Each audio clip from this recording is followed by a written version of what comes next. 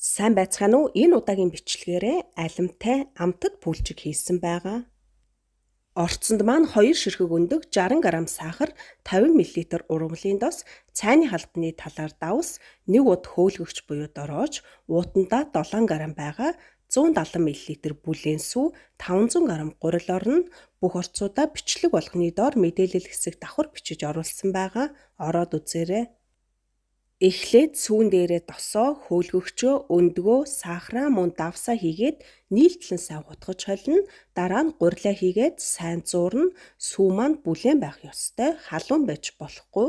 Мөн бүх орцууд маань өрөөний хэмтэй байх ёстой.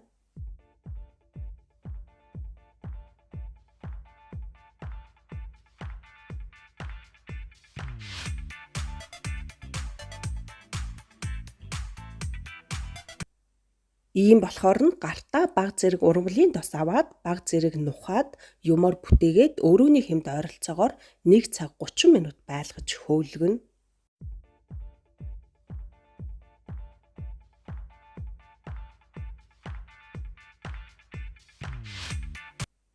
Зурмгаа бүрэн хөөгөөд ирэхээр нь дотор нь хийх орцоо бэлдэнэ.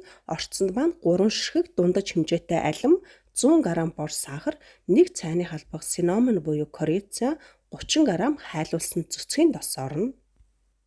Эхлээд алимаа угаад цэвэрлээд гол хэсгийг нь аваад ингээд нарийнхан зороод хэрчээд өгнө.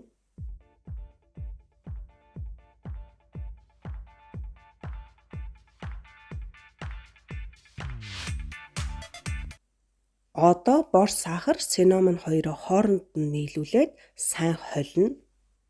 Ингэж хөөсөн зурмгаа бага зэрэг хуурай гурил хэрэглээд дэгш өнцөгт хэлбэрт оруулж илдэнэ. Ойролцоогоор 55-45 см-ийн хэмжээтэй байхад болно.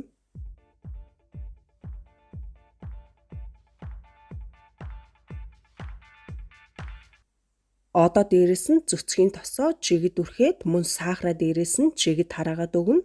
Цэцгийн тосоо хайлуулад хөргсөн байх ёстой. Халуун байж болохгүй.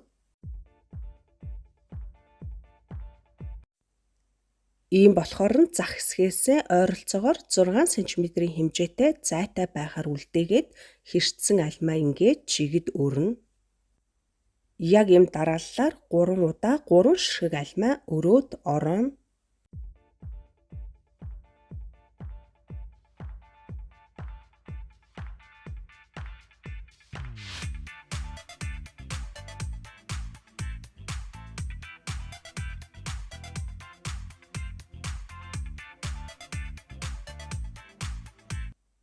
Одоо зах хэсгийг нь чимхээд сайн нийлүүлээд эргүүлээд ойролцоогоор 4 см-ийн хэмжээтэй байхаар чигд хуваана.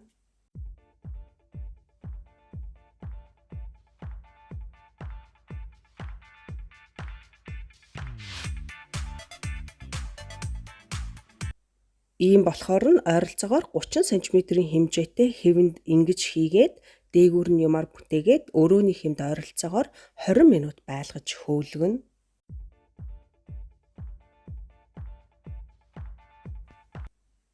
Ойролцоогоор 20 минутын дараа 1 ширхэг өндөг нийлүүлж хутгаад дээгүүр нь жигд бүрээд урьдчилж халаасан шарга шүгэн дээр доороос нь 180 градуст 35 минут болгоно.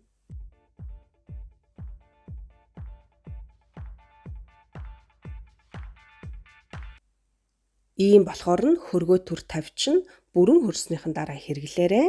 Мөн заавал хийж үзээрэй. Амжилт хүсье. Дараагийн бичлэг хүртэл түр баяртай.